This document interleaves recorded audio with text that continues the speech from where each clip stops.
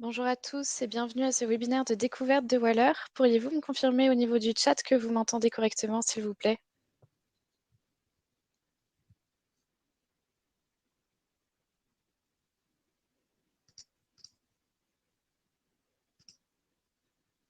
Super, bon bah merci pour votre retour. Je vois que les personnes se connectent au fur et à mesure. Pour introduire donc ce webinaire, quelques rappels sur Waller, qui est une plateforme sécurisée française créée il y a une dizaine d'années par Thomas Fauré, qui en est le président. Effectivement, nous fêterons nos 10 ans l'année prochaine.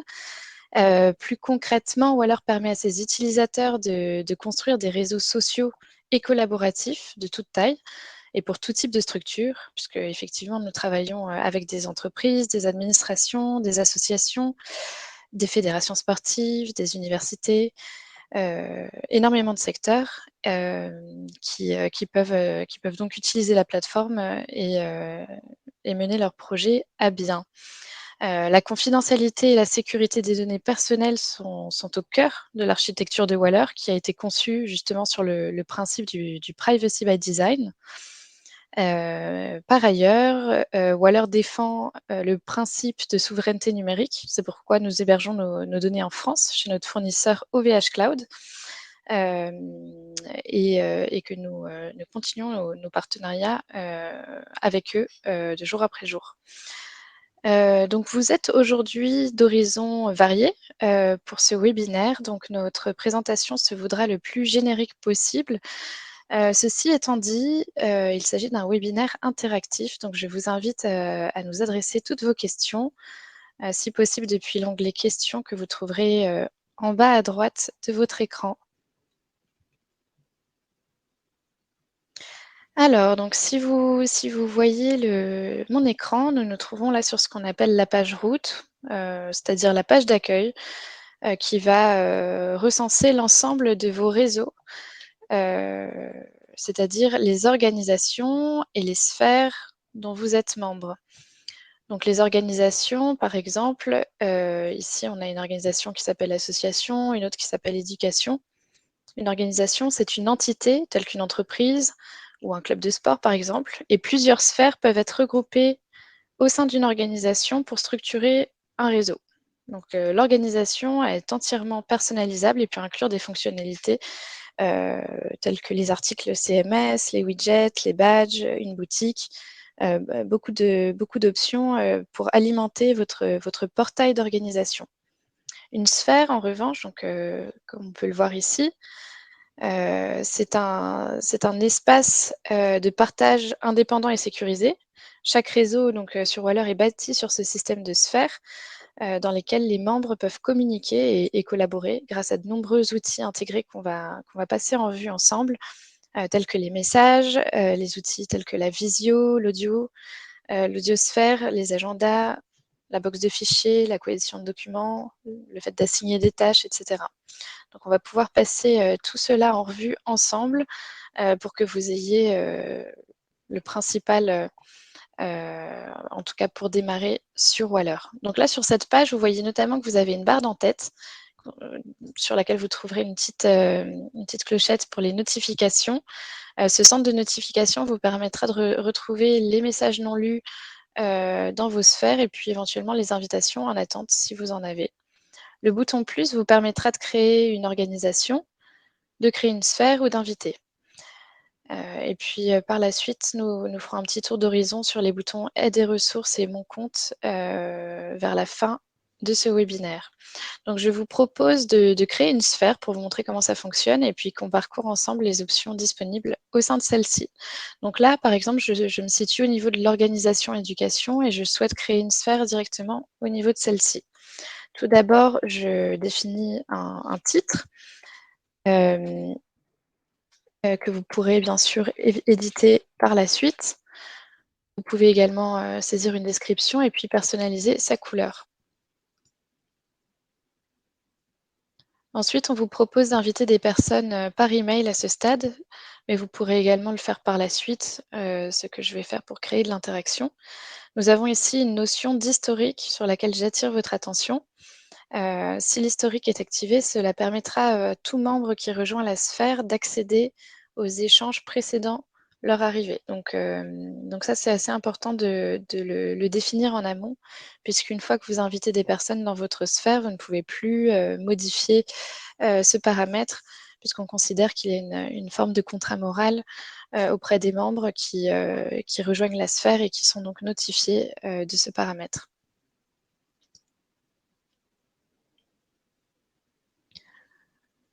Alors, nous voici au niveau d'une sphère. Vous voyez qu'une sphère, est constituée de 2 colonnes principales. Le flux principal de publication où vont se dérouler tous les échanges et puis, une colonne de droite, qui va recenser, notamment les membres et éventuellement des widgets qu'on va personnaliser. Donc pour démarrer, je vais inviter, quelqu'un pour nous rejoindre au niveau de cette sphère et pour créer un petit peu d'interaction. Vous voyez donc que vous pouvez inviter des membres soit directement par leur identifiant, quelque chose, soit par mail. Vous pouvez également personnaliser cette, invitation si vous le souhaitez. Hem, Au niveau de la barre d'en-tête, vous verrez également l'ensemble des outils collaboratifs que nous avons, cités en préambule et que je vous invite, à découvrir aujourd'hui.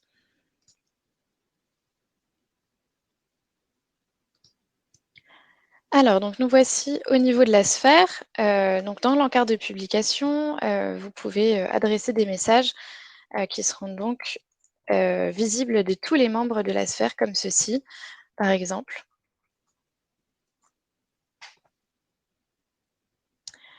Donc un message peut être, commenté, on peut réagir, on peut, voilà, dire «j'aime» par exemple, et démarrer un fil de discussion comme ceci. Sur la colonne de droite, on voit donc qu'on a tous les membres, donc on a cet annuaire, des membres qui est disponible et puis on a un bouton administrateur qui permet, éventuellement d'adresser, un message spécifique aux administrateurs qui généralement sont potentiellement les porteurs de projets, au sein de la sphère. Et donc, je vous propose de parcourir ensemble toutes ces icônes qui permettent de personnaliser vos messages et puis aussi d'utiliser, la création d'événements, la création de tâches dans le cadre de projets ou dans le cadre collaboratif. Donc tout d'abord, nous avons, une option qui s'appelle, le style. On peut appliquer en fait à un message un style pour, le mettre en avant. Donc, par exemple, là, je souhaite attirer l'attention sur, l'horaire d'une réunion. Je peux utiliser le filtre important de façon à le mettre en valeur.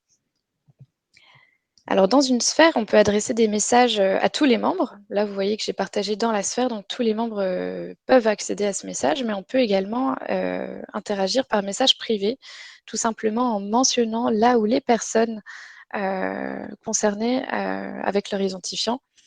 Et au moment de partager, comme des personnes sont mentionnées, on vous proposera donc de partager soit aux membres, soit en privé. Donc je le partage cette fois en privé pour vous montrer. Et vous voyez que ce message privé est, contrairement au message classique, flouté. Donc seules les personnes, mentionnées dans ce message verront ce message, apparaître de façon floutée, ce qui permettra aussi, de le distinguer des messages, adressés à l'ensemble des membres. Sur Waller, donc vous pouvez, partager des messages et puis notamment attacher des pièces jointes. Via le petit trombone, vous pouvez, sélectionner donc les pièces jointes de votre choix et vérifier à quelles conditions de format et de taille, ils répondent via le petit bouton i, qui vous précise donc, les typologies et la taille maximale par fichier autorisée.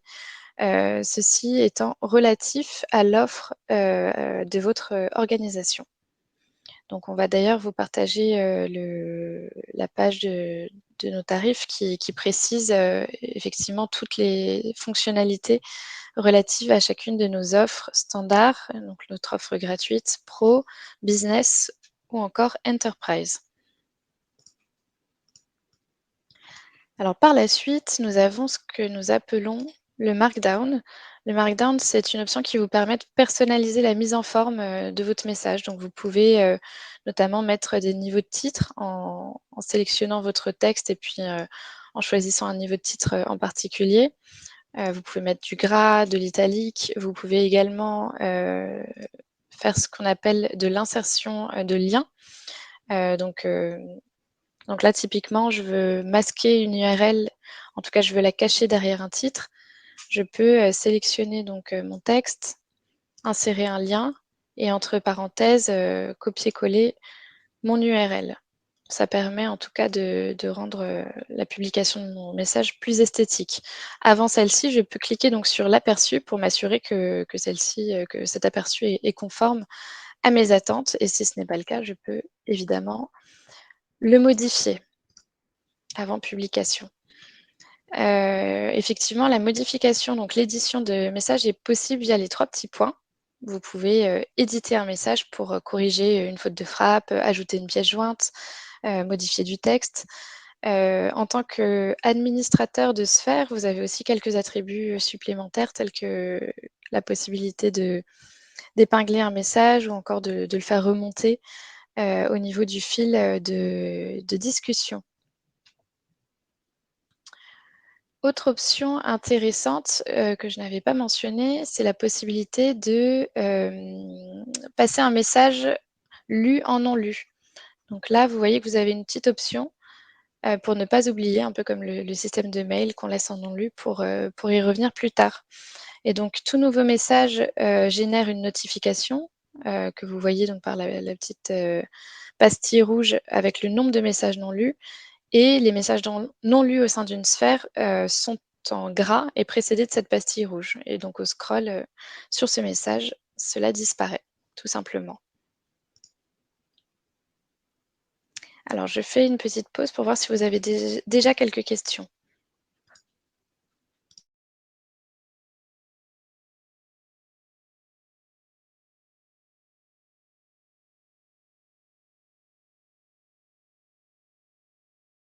Alors Tom, pour répondre à votre question, il n'y a pas de limite de stockage, en termes de quantité puisqu'effectivement, je parlais au tout début d'une taille maximale par fichier, qui sera relative à votre offre.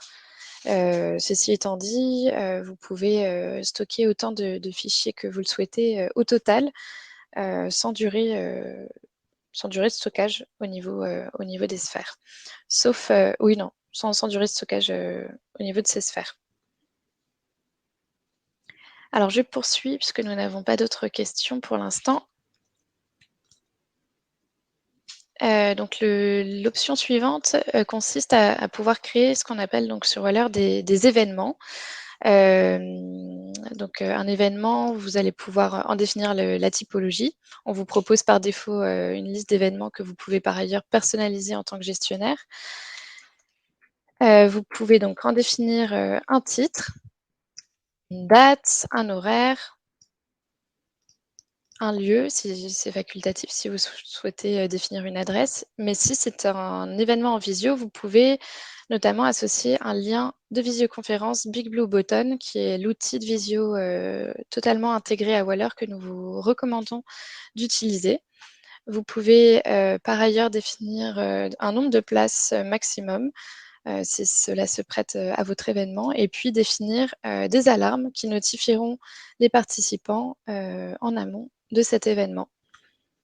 Et puis, comme toujours, vous pouvez préciser un, un texte qui accompagne donc, la publication de cet événement. Donc l'événement, une fois publié, se présente, sous cette forme. Vous avez notamment 2 boutons, «Je participe», «Je ne participe pas», qui vous permettent donc de voir qui, a réservé sa place pour l'événement en question et de joindre cet événement à votre agenda externe via un mail de notification. Donc nous voyons par ailleurs que lorsqu'on joint une salle de visioconférence à un événement, il apparaît comme ceci et le bouton «Inviter», si vous cliquez dessus, vous permet notamment de partager, ce lien en externe. Donc ça veut dire que même si les personnes ne sont pas membres de la sphère, elles peuvent de façon ponctuelle rejoindre une visioconférence par ce biais. Donc ça vous permet d'avoir, pas mal de flexibilité lorsque vous travaillez sur un projet, commun avec des membres en interne et puis des partenaires, ou des fournisseurs externes qui n'ont pas spécialement vocation à être membres de la sphère, à temps plein. Alors puisque nous parlons donc, des événements, hem, Eh bien, chaque événement créé au sein d'une sphère se retrouve au niveau du calendrier. Donc le calendrier accessible par le bouton événement. Donc vous voyez qu'il se présente comme ceci et vous pouvez par ailleurs créer directement l'événement à ce niveau-là. Vous retrouvez la même modale de création que nous avons vu précédemment et cette vue calendrier, vous pouvez l'adapter selon la vue mois, semaine ou jour, selon ce qui convient le mieux. Alors, nous avons parlé des événements visio. Je vous propose donc aussi de vous parler des salles de visioconférence. Une salle de visioconférence associée à un événement sera accessible à partir d'une demi-heure avant le début de l'événement. Donc, vous pourrez cliquer sur cette salle pour la rejoindre. À distinguer du bouton Visiosphère que vous voyez ici et dans lequel nous allons nous rendre, qui vous permet donc de rejoindre une visioconférence à tout moment. Donc ce lien de visioconférence sur lequel on vient, enfin ce bouton de visiosphère sur lequel on vient de cliquer, c'est un bouton accessible pour tous les membres à n'importe quel moment, indépendamment de la création d'un événement en particulier. Donc ça vous permet de collaborer et puis de façon improvisée, de vous donner rendez-vous au niveau de la visiosphère. Voilà, à distinguer des salles vraiment dédiées à un événement qui, une fois celui-ci terminé, ne sont plus accessibles. Donc je vous propose de regarder ensemble l'interface de Big Blue Button. Donc vous voyez que vous avez une page d'accueil. Sur la gauche, vous allez avoir l'ensemble des utilisateurs connectés à l'événement. Vous allez retrouver les options classiques de micro, de caméra, de partage d'écran. Via le bouton plus, lorsque vous présentez, vous allez pouvoir gérer les documents de présentation. Si vous avez des PDF, des PowerPoint à présenter, vous pouvez les télécharger en amont de façon à les faire défiler donc, vos diapositives en lieu de cette page de présentation. Vous pouvez également créer de l'interaction en lançant un sondage, par exemple. Partager une vidéo externe, si jamais elle est hébergée sur YouTube, par exemple. Elle va défiler aussi sur cette page centrale. Et puis, vous pouvez également créer de l'interaction en sélectionnant un utilisateur aléatoirement pour voilà, lancer le débat, interpeller quelqu'un au cours de cette visioconférence. Sur ce même thème, vous avez l'option de lever la main pour que le présentateur justement passe éventuellement la présentation et la parole à un membre connecté. Dans les options sinon classiques, vous avez effectivement un fil de discussion public comme ceci, mais vous pouvez également cliquer sur le nom d'un utilisateur pour lui adresser un message en privé. C'est également possible. Lorsque vous êtes administrateur de la sphère, vous avez aussi accès à cette petite roue dentée qui vous permet de gérer les utilisateurs et donc d'avoir accès à davantage d'options de modération pour éventuellement couper les micros, gérer les interactions et les accès. Et puis j'attire votre attention notamment sur l'option de création de réunions privées qui vous permet de créer des ateliers ou des workshops pour diviser finalement les membres d'une visio principale en plusieurs salles. Donc vous pouvez créer jusqu'à 16 réunions et affecter aléatoirement les membres ou bien manuellement dans une salle ou dans une autre. Vous pouvez ici définir la durée de cette salle secondaire et puis créer ces salles de réunion privées. À l'issue de l'échéance, tout le monde se retrouve au niveau de la salle principale, ce qui vous permet d'éventuellement mettre en commun le fruit de vos réflexions. Par ailleurs, nous avons une option de notes partagées ici, en haut à gauche, qui vous permet éventuellement de prendre un compte rendu en direct de votre visioconférence. Via le bouton plus, vous allez notamment trouver des options comme celle de pouvoir exporter, par exemple en format Word ou PDF, ce compte rendu. Voilà, autant d'options intéressantes à exploiter dans un cadre collaboratif. Vous avez aussi des options ici que je vous invite à découvrir, telles que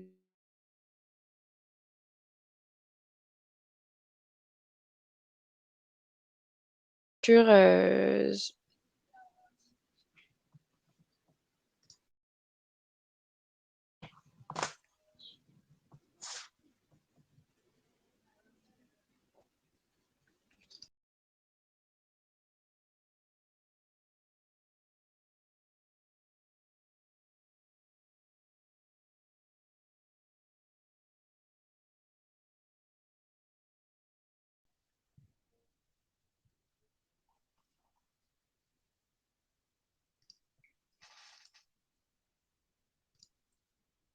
Merci internet.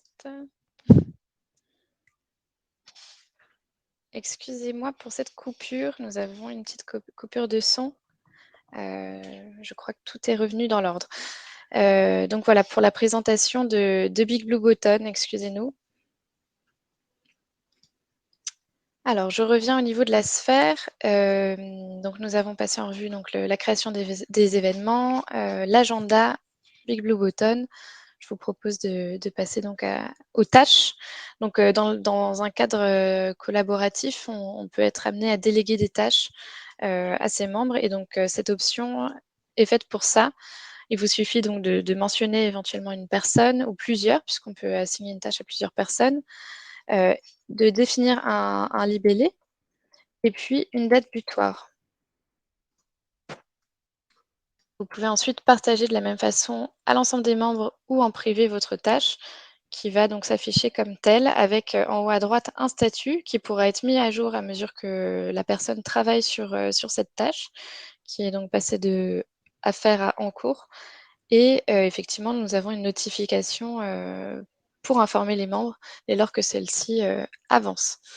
Donc ce qui est intéressant, c'est qu'une tâche, de la même façon qu'un message peut être édité si besoin, si vous avez besoin de modifier, d'ajouter, d'assigner à une autre personne.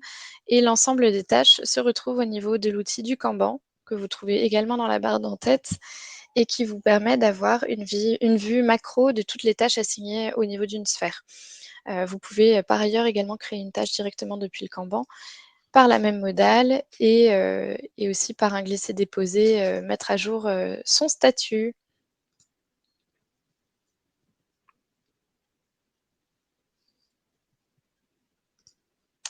Alors toujours dans un cadre collaboratif, on a la possibilité sur Waller de créer des sondages. Donc ça peut être intéressant aussi pour animer votre communauté et avoir des retours d'expérience, des retours d'impression. Donc c'est quelque chose qu'on vous encourage à exploiter. Tout d'abord, vous avez quelques options de modération comme définir si le sondage sera anonyme ou non, et puis si vous souhaitez publier les résultats instantanément après avoir voté. Voilà, donc ça, c'est des petits paramètres à visualiser en amont de la création de sondage. Et ensuite, nous avons 3 typologies de sondages disponibles, notamment la question donc, à choix multiples, la question champ libre qui sera donc une question ouverte, et puis le questionnaire de satisfaction. Donc voilà, je peux ajouter autant de réponses que je le souhaite via le bouton ajouter une réponse, et puis je peux également définir si c'est une seule réponse possible ou non selon la pertinence de la question. Ajouter une question me permet soit de continuer sur cette typologie, soit de passer par exemple à une question champ libre, qui permettra à mes membres de répondre dans les limites de 3000 caractères. Et enfin, je peux choisir un questionnaire de satisfaction qui permettra donc de répondre soit de très insatisfaisant à très satisfaisant, pardon. Voilà, je peux donc ensuite publier mon sondage qui apparaît sous cette forme. Donc pour un QCM, on choisit sa réponse et puis on clique bien sur Je vote, ce qui nous permet de passer à la question suivante. Donc pour la rédaction, de la même manière, on rédige et puis on vote. Et enfin, on vote pour le questionnaire de satisfaction, comme cela. Donc on vous invite à utiliser cette option pour voilà, créer de l'interaction et puis surtout recueillir des avis et finalement animer votre réseau. Donc ensuite, je vous propose de découvrir ce qu'on appelle les étiquettes. Les étiquettes sur Waller, c'est quelque chose qui vous permet tout simplement de filtrer des thématiques. Si vous avez des thématiques récurrentes dans votre activité, pour retrouver ces messages, on a évidemment la recherche de messages tout simplement, mais on peut utiliser les étiquettes en précédant le mot concerné par le hashtag, comme ceci, et publier son message avec une étiquette. Ça permet donc plus tard, lorsqu'on recherche un message, ici, avec les filtres, de filtrer par étiquette. et de faire remonter tous les messages concernés par cette étiquette. Donc pour les filtres de messages, vous pouvez également, utiliser simplement la recherche par mots-clés, qui sera sans doute moins précise, mais qui vous donnera plus de résultats donc. Et puis, vous avez aussi la possibilité de filtrer selon que ce message est dans vos favoris, est un message privé, contient un sondage, et cetera. Donc ça vous permet, de gagner du temps, lorsque vous cherchez une information. Concernant les favoris, vous avez peut-être remarqué que vous avez des étoiles, ici et là. Donc on peut notamment mettre, en favori un message, une sphère, un document. Ça vous permet de gagner du temps et lorsque vous êtes sur votre page d'accueil, qu'on a vu, en tout début de webinaire, de retrouver, en un clic tous ces éléments en favoris.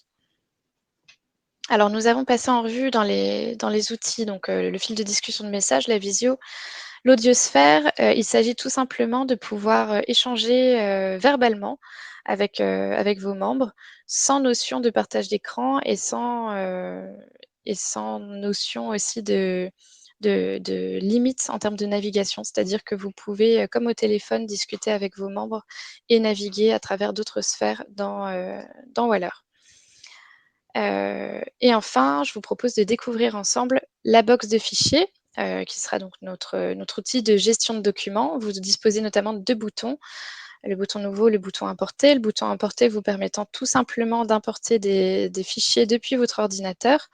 Ces fichiers répondent donc aux mêmes règles de format et de taille, que ceux, au sein d'un message, auquel on attache une pièce jointe. Il n'y a donc pas de limite, totale pour le stockage de cette box. Et puis le bouton nouveau vous permet, notamment tout d'abord de créer des dossiers pour orchestrer votre, gestion de documents. Et puis aussi de créer directement des fichiers Word, Excel, PowerPoint accessibles en coédition. Donc c'est notre suite, qu'on appelle, Waller 365. Ça vous permet donc, de créer, directement, un fichier Word et puis, que vos membres puissent, simultanément travailler dessus pour l'édition. Donc là, par exemple, je commence à taper, un compte rendu, par exemple, de réunion, et puis, un collègue qui veut, le compléter pourra s'y rendre et puis, le modifier en même temps. Donc on verra notamment, son nom, s'afficher comme vous le voyez ici avec une bannière, pendant qu'on travaille simultanément dessus. Sur la colonne de gauche, ce qui est bon à savoir, c'est que vous avez notamment la possibilité d'ajouter des commentaires au document et puis, également d'adresser des messages, aux personnes connectées, en temps réel sur ce document. Voilà, après l'interface, ressemble sensiblement donc à celle que vous connaissez sur un document Word. Lorsque vous quittez donc, ce document, vous fermez la fenêtre, celui-ci est automatiquement enregistré, au niveau de la box. Donc vous pouvez ensuite à tout moment y retourner pour poursuivre, l'édition en ligne. Alors je fais une pause pour voir si vous avez, quelques questions.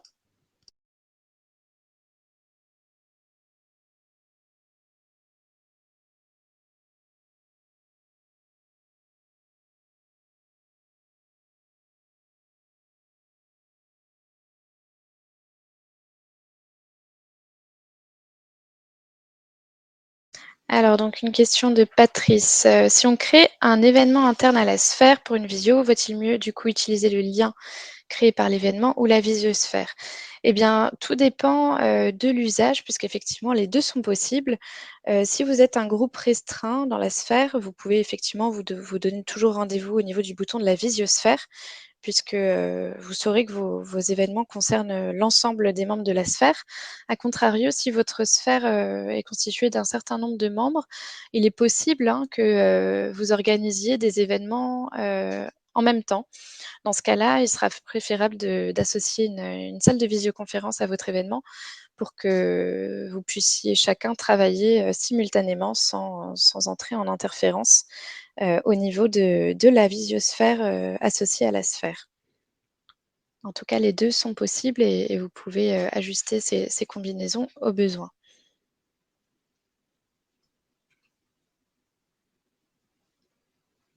Alors, une autre question de Richard. Lors de la création d'une visiosphère Big Blue Button dans une sphère privée, peut-on inviter des personnes hors de cette sphère ou même sans compte Waller? Alors oui, c'est possible en effet via le bouton inviter que nous avons vu tout à l'heure, qui vous permet d'inviter de façon ponctuelle des membres qui ne sont pas, enfin des personnes qui ne sont pas justement membres de la sphère. Je retourne sur l'événement. Vous voyez ce bouton-là, accessible uniquement par les auteurs et administrateurs de sphères, vous permet de copier cette URL et de la partager à l'externe. Donc oui, c'est possible, sans permettre justement à ces personnes-là d'accéder au contenu de la sphère qui, lui, reste, bien évidemment étanche et accessible, aux personnes ayant un compte et ayant reçu une invitation à la rejoindre.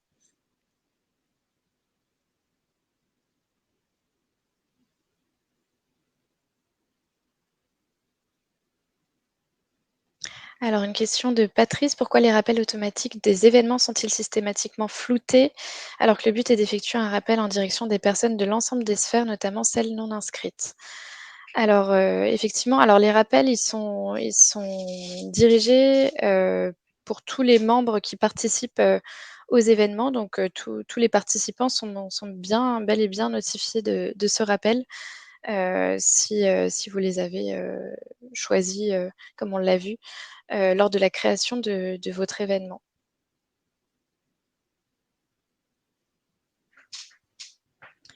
Donc Valérie, oui, la box de fichiers effectivement est accessible via le bouton «Fichier», que nous étions donc, en train de parcourir, heu, que vous trouvez donc, dans la barre d'en-tête ici. Donc dans cette box de fichiers justement, on a vu qu'on pouvait déposer des documents depuis son poste de travail et qu'on pouvait également, via le bouton «Nouveau», créer des dossiers ou créer directement des fichiers en coédition.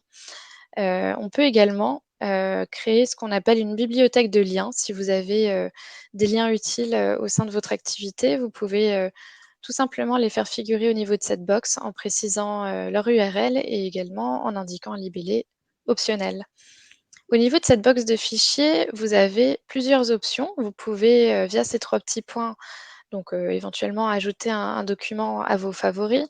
Vous pouvez partager un fichier, en privé dans la sphère ou à des membres donc d'autres sphères, copier l'URL également, puisqu'une bonne pratique, c'est parfois de déposer des documents dans la box de fichiers, de rédiger un message et puis dans ce message, copier justement cette URL de façon à ce que vos membres, soient automatiquement redirigés dans la box de sphère. On peut également, donc retourner sur un document et éventuellement le renommer. Retourner sur l'édition en ligne s'il s'agit d'un fichier pardon, Word, Excel ou PowerPoint. Vous pouvez aussi, figer des versions, donc retrouver les historiques de versions si vous êtes dans un cadre de coédition. Déplacer un fichier dans un dossier, donc là, par exemple, si je déplaçais ce fichier dans le dossier A que j'ai créé précédemment.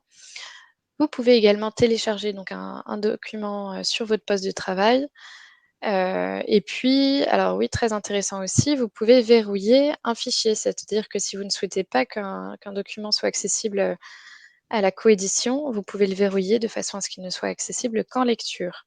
Donc ça, c'est un attribut de l'auteur du document et des administrateurs de la sphère. Enfin, vous pouvez, supprimer un document dont vous êtes l'auteur ou si vous êtes administrateur de sphère.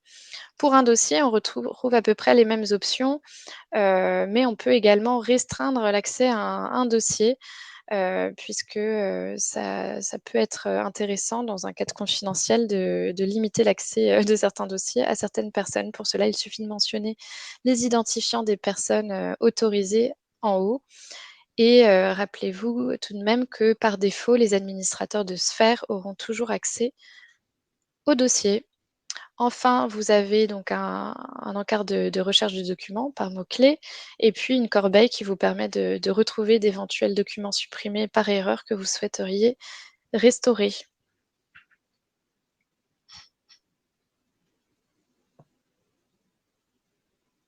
Alors Alexis, pour répondre à votre question, donc notre suite, Waller 365, c'est donc une intégration Only Office, qui nous a permis donc de l'intégrer, à Waller et que nous avons rebaptisé Waller 365 pour votre, parfaite information. Donc ce n'est pas Microsoft.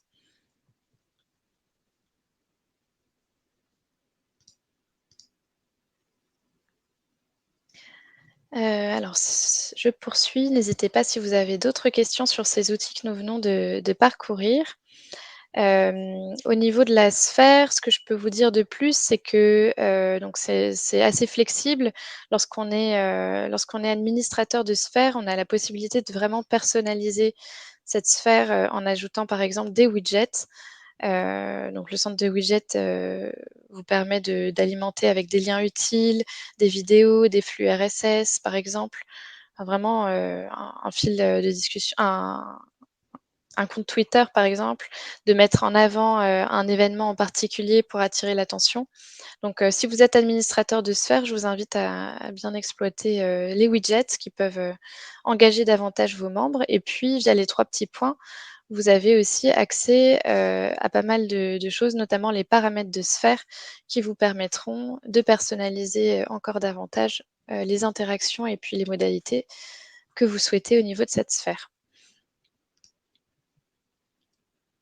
Alors après, pour finir, donc là, on a quelques options, que je ne vais pas forcément détailler, car elles sont un petit peu trop, spécifiques. Ceci étant dit, j'attire votre attention sur le bouton plus, qui présente des options intéressantes. Lorsqu'on est administrateur de sphère, on peut notamment, forcer, l'envoi d'emails de notification pour tous les membres de la sphère pour un message donné. Donc ça, c'est une option qui peut être intéressante, lorsqu'on ne veut pas qu'une information, passe, à la trappe. Donc ça permet de notifier, les membres, par mail, même si leurs notifications ont été désactivées pour la plupart, des messages. Je vous montrerai dans un instant comment est-ce on personnalise justement les notifications. Vous avez aussi une option, de création de messages, qui peut s'autodétruire, donc à l'issue d'une échéance définie par vos soins. On a également, une option ludique qui consiste à créer, des messages à gratter.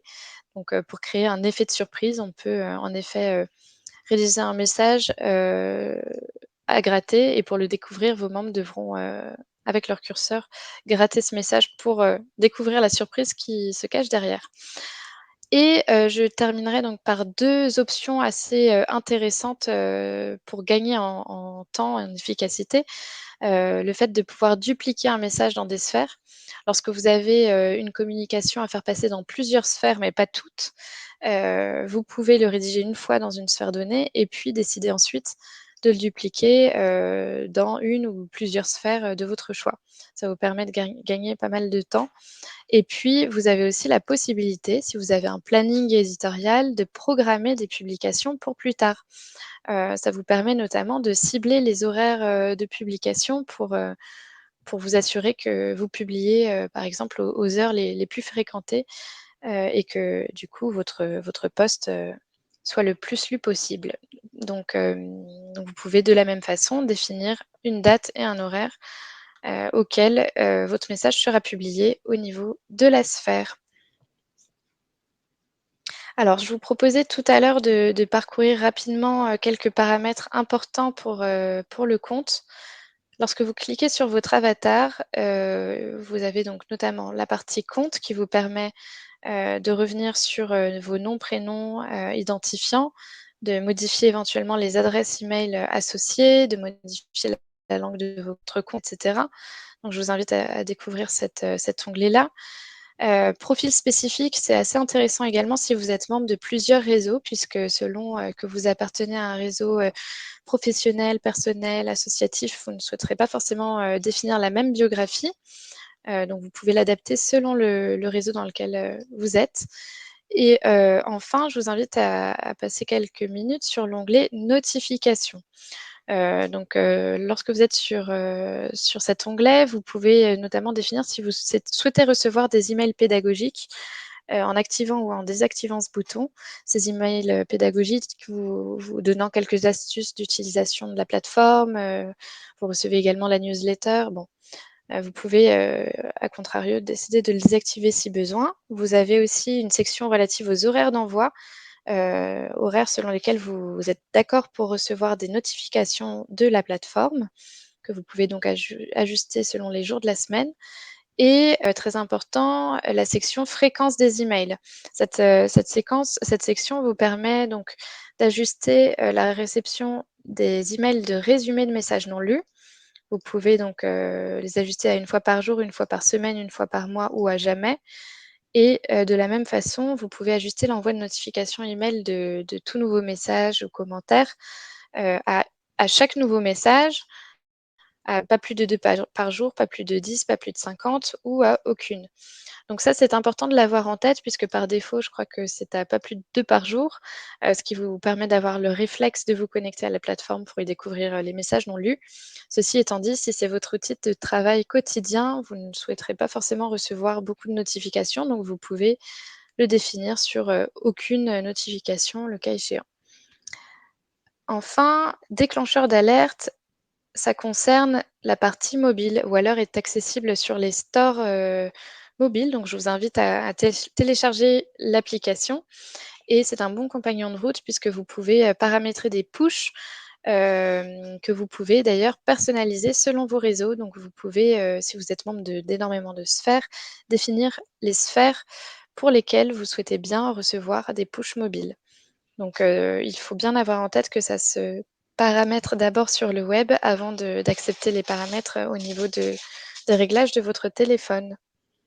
Voilà, donc ça, c'est la partie un petit peu paramètres, lorsqu'on arrive, mais c'est important, de l'avoir en tête, pour bien démarrer. Et je conclurai donc sur le bouton aide et ressources, qui vous permet tout d'abord donc de poser une question au support. Nous sommes, disponibles, à tout moment de la journée pour des questions, de type, technique ou fonctionnel. N'hésitez pas à nous les adresser si vous êtes, bloqué. Vous avez également une section aide en ligne qui, est constituée de plusieurs, articles, explicatifs sur les fonctionnalités de la plateforme. Vous y retrouverez également des tutoriels, vidéo qui vous permettent vraiment de prendre en main l'outil, pas à pas. Par ailleurs, nous disposons d'une chaîne, sur YouTube, une chaîne Waller donc qui vous permet de retrouver, pas mal de replays, de webinaires comme celui-ci par exemple, de tutoriels, et puis, d'interventions diverses et variées. Enfin, les 3 sections, suivantes concernent plutôt, le produit en lui-même. Donc vous avez, de façon publique accès à notre roadmap, c'est-à-dire notre feuille de route de développement à venir, que ce soit des évolutions ou des améliorations du produit. L'onglet nouveautés produits vous fera figurer donc les nouveautés du moment et enfin la plateforme de suggestion, vous permet en tant qu'utilisateur de nous suggérer, ce que vous souhaiteriez voir améliorer, développer, au niveau de la plateforme. Donc n'hésitez pas à y faire un tour puisque vous pouvez vous-même, voter aussi pour les suggestions déjà, faites par d'autres utilisateurs, ce qui nous permet ensuite de les analyser, de les réintégrer à notre roadmap. Nous sommes très friands de vos retours d'expérience, donc n'hésitez pas à nous les communiquer par ce biais. Alors je vérifie s'il y a encore quelques questions avant de conclure.